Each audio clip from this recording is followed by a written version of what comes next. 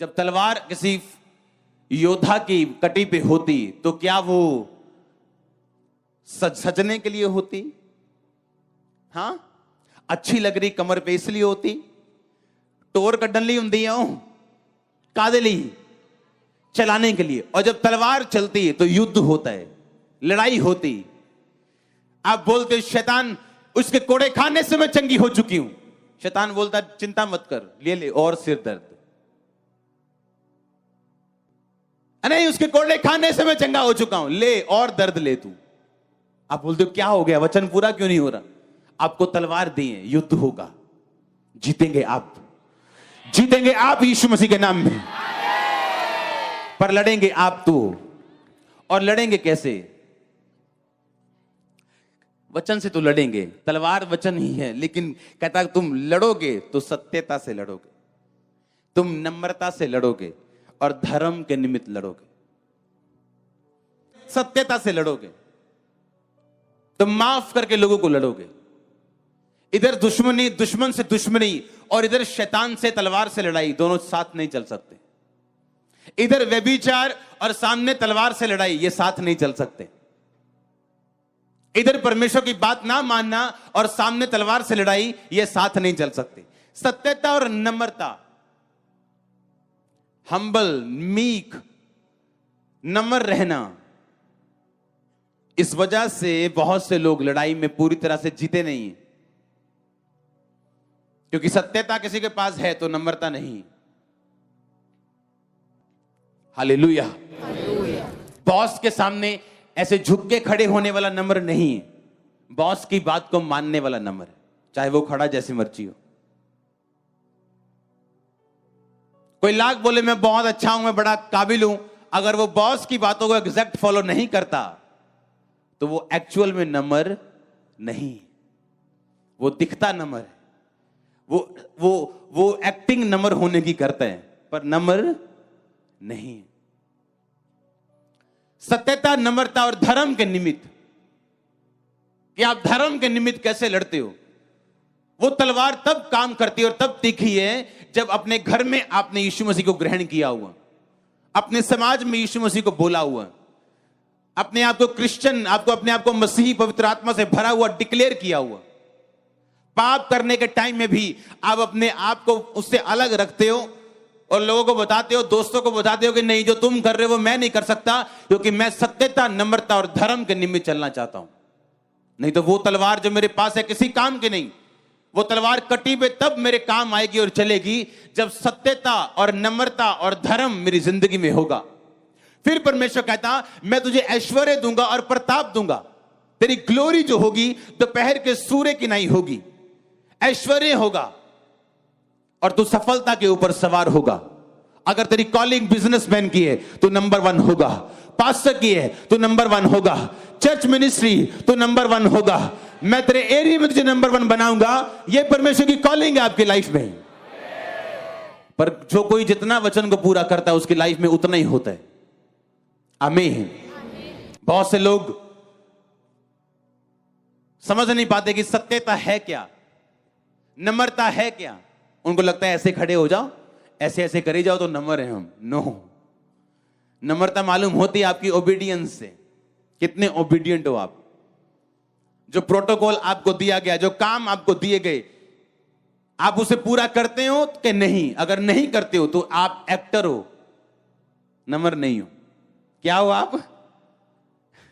आप एक्टिंग करते हो नम्र होने की, आप नम्र नहीं हो।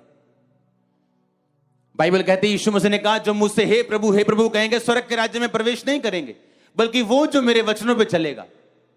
मुंह से लोग क्या बोले कोई मायने नहीं करता, उनके एक्शन बताते हैं वो क्या है। ये बेसिक नीड्स हैं, धर्म, सत्यता और नम्रता। और तेरा दाहिना हाथ तुझे भयानक काम सिखाए। कौन सा हाथ? आपका रिश्तेदार बीमार है, आपको फोन करके बोल रहे हैं कि मैं बीमार हूं, और आपने अपनी तलवार को कटी में बांधा हुआ, सत्यता, नम्रता, धर्म से आप चल रहे हो। आप बैठ जाओगे प्रेयर में और उसे सिखा दोगे आप कौन हो। यह भयानक काम है। क्या आपका रिश्तेदार आपको फोन करके बोल रहा है कि बहन तुझे मैंने फोन करके प्रेयर करने के लिए बोला था, मैं ठीक हूं, मेरा काम हो गया? क्यों? क्योंकि आपका दाहिने हाथ को भयानक काम सिखाने के लिए, आपको दिखाने के लिए परमेश्वर ने दिया। दाहिना हाथ मतलब अथॉरिटी, अधिकार।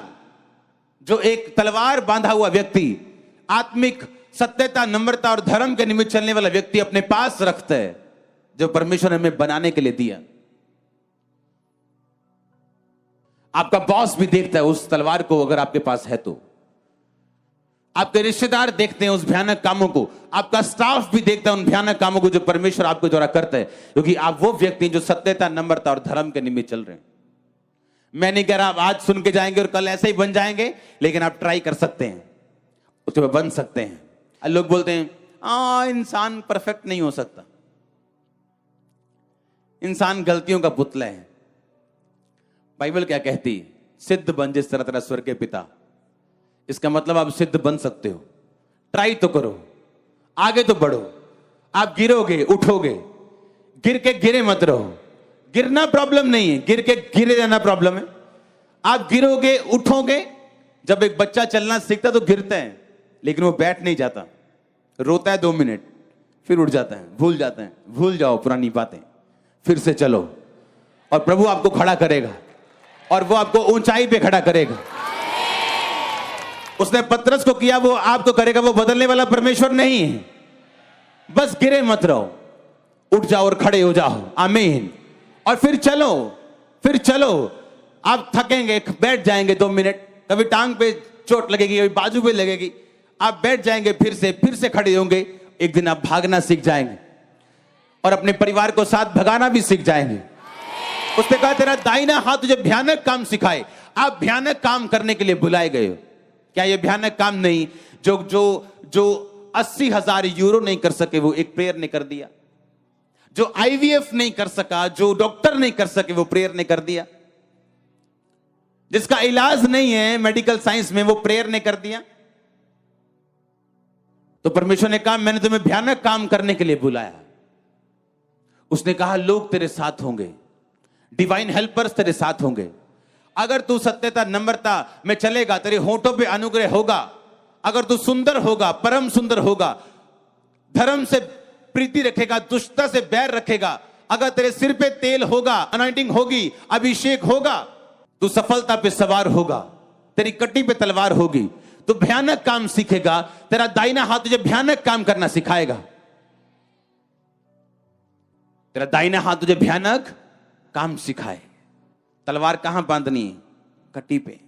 सत्यता, नम्रता, धर्म के निमित्त अपने ऐश्वर्य और प्रताप के ऊपर सफलता से सवार हो। ये मेरी प्रेयर पॉइंट्स है मेरे, जो मैंने लिखे। हां, पहली प्रार्थना किस चीज के लिए करनी, दूसरी, तीसरी, चौथी, पांचवी, इस तरह से मैं प्रार्थना करता हूं। आपको प्रेयर पॉइंट्स करके प्रार्थना करनी है। और एक दिन में 30 पॉइंट लिखने की जरूरत नहीं। बैठ जाओ प्रेयर में, आपको पता है कि 4-5 पॉइंट्स हैं आपके पास, लिखो, फिर लड़ो उन पे, मारो मुक्के, पकड़ो शैतान को। रोज अगर एक पापी विधवा का न्याय कर सकता है, परमेश्वर ने कहा वो लोग जो दिन रात मेरे नाम की दुहाई देते, मैं उनका न्याय क्यों ना करूंगा। तो अपने आप से पूछने की जरूरत है, क्या मैं दिन रात दुहाई देने वाला व्यक्ति हूं, या सिर्फ विश रखता हूं, मुझे ये मिल जाए, मेरा ये काम हो जाए, मैं ठीक हो जाऊं। तो विश परमेश्वर पूरी नहीं करते हर बार, क्योंकि वो जीनी नहीं है, वो परमेश्वर है। अगर ऐसी विश पूरी हो तो आप आलसी हो जाएंगे, और कोई बाप नहीं चाहता उसका बच्चा आलसी हो।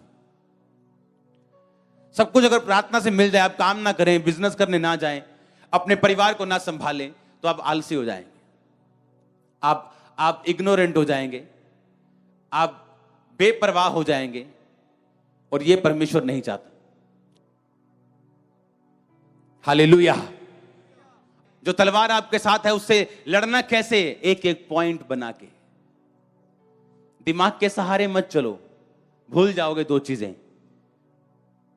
तो 8 चीजों में जीत के अगर 2 में हारोगे अच्छा लगेगा?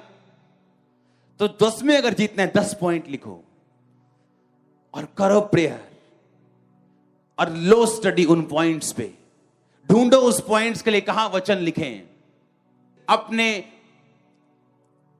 मन से, संपूर्ण मन से यहोवा पर भरोसा रखना। तू अपनी समझ का सहारा मत लेना, इससे तेरा शरीर भला चंगा और तेरी हड्डियां पुष्ट रहेंगी। यशाया 53, उसके मार खाने से तुम चंगे हुए, तुम्हारे अपराधों के कारण वो घायल किया गया। धर्मी का वंश बचाया जाएगा, तू बच, तेरा घराना बचाया जाएगा।